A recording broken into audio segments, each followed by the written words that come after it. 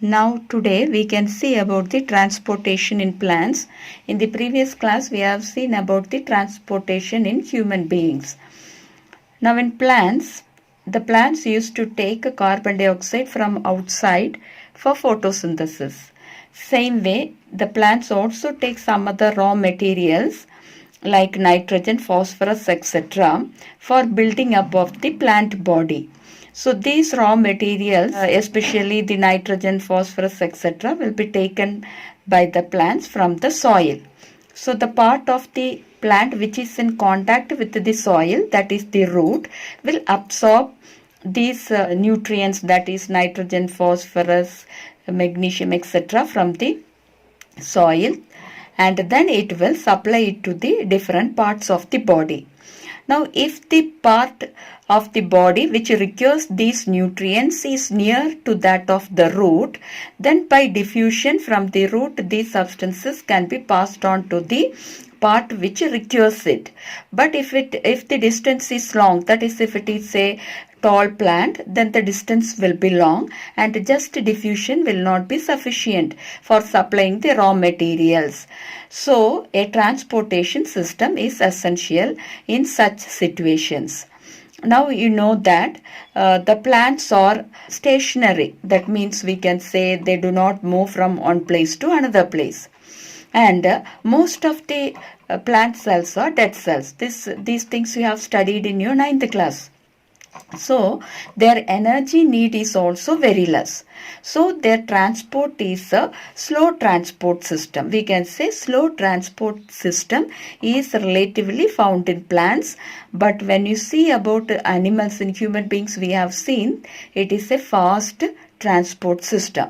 But in plants we can say slow transport system is relatively found in plants. Now how this transport is done in plants, that also we have studied in 9th class, that xylem and phloem are the two tissues which are involved in transportation.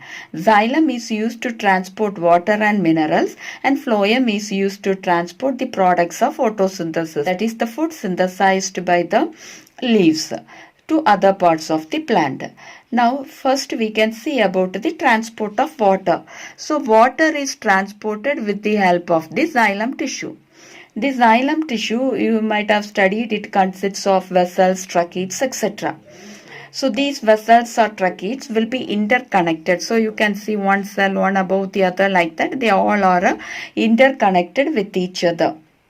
And the root is the part of the plant which will be present in the soil, and they are the part which are responsible for absorbing the water from the soil, because root is in contact with the soil where water is available. So for the absorption of water, first what happens is, you assume this as the root, and this root will be first taking, it will take up the ions which are present in the soil. That is the minerals, what I told, the nitrogen, if you take nitrogen, it is available in the form of nitrite and nitrate ions. So these ions, not only this nitrogen ion, but the other mineral element ions also will be first absorbed by the root cells. So when the roots take up these ions from the soil, there will be a concentration difference occurs between the soil and the cell. That means the amount of ions increases inside the cell, but the amount of water will be less. So automatically, osmosis occurs. So what is osmosis? Osmosis is the movement of water from a region of high water concentration to a region of low water concentration. So now the water concentration is more in the soil than the cell, because the cell has taken up large amount of mineral ions. So automatically by osmosis the water enters into the root. Now from this root the water will be moving, that is, for example, you take this is the epidermal root here. From here it passes through the next part, that is the cortex cells will be there, and when it reaches the center, there the xylem tissue will be there. Now through this xylem the water will be now reaching the xylem. Now the upward movement of water occurs. That means when more water is accumulating in the xylem, it will be pushing the water upwards. So that pressure which is created to push the water upward, we can say it as the root pressure. So this root pressure will be pushing the water upwards. So the parts which are present in the upper part of the plant will get the water. Now, this root pressure can push the water only to a certain extent.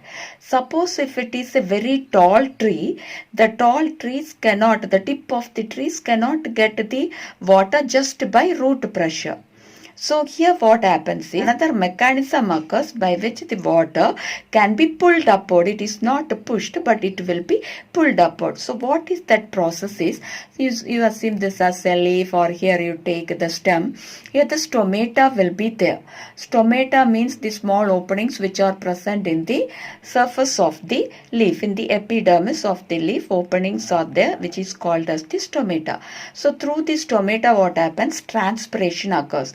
You all know what is transpiration. It is the loss of water in the form of water vapor through the aerial parts of the plant, especially through the stomata.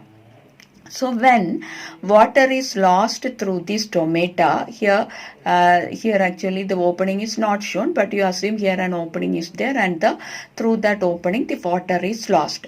So when the water is lost, the cells which are present near the stomatal opening will need water. So they will take up the water from the neighboring cells, and you assume this is the midrib. Midrib means, in the leaf in the middle you can see a line. That is the midrib, where it is formed of xylem and phloem. And here you can see the lines also, the veins will be there. There also xylem and phloem is there. So these cells will take the water from the nearby cells, and these cells will take the water from the xylem. So from the xylem, one by one, these cells will be pulling the water. So when it is pulling the water, a negative pressure, or we can say a transpiration pull, will be created. So that pull will be pulling the water one by one from the xylem cells. As a result, a suction. See, just like how we are sucking the fluid through a straw, just like that, the suction pressure will pull the water from the root cells. Okay, so this is how the water can be pulled up till the tip of the plant. Okay, so mainly two mechanisms are taking place here. One is the root pressure, by which when the water is entering into the xylem, which a pressure will be created which will push the water upward. So to some extent it will be pushing, but to reach till the tip of the plant used to adapt another mechanism, that is the transpiration pull. So in transpiration pull, as a result of transpiration, when water is lost by the guard cells, they will get the water from the nearby cells, and the nearby cells will get water from the xylem. So when they take water like that, it will be pulling the water from the xylem.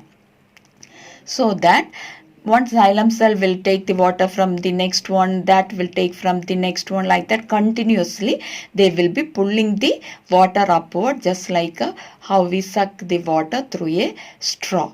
So this is what is said to be a transpiration pull, and this transpiration pull is the main driving force which will help the water to move and reach till the tip of the plant. I hope you understood this. So this is how transport of water occurs in plants.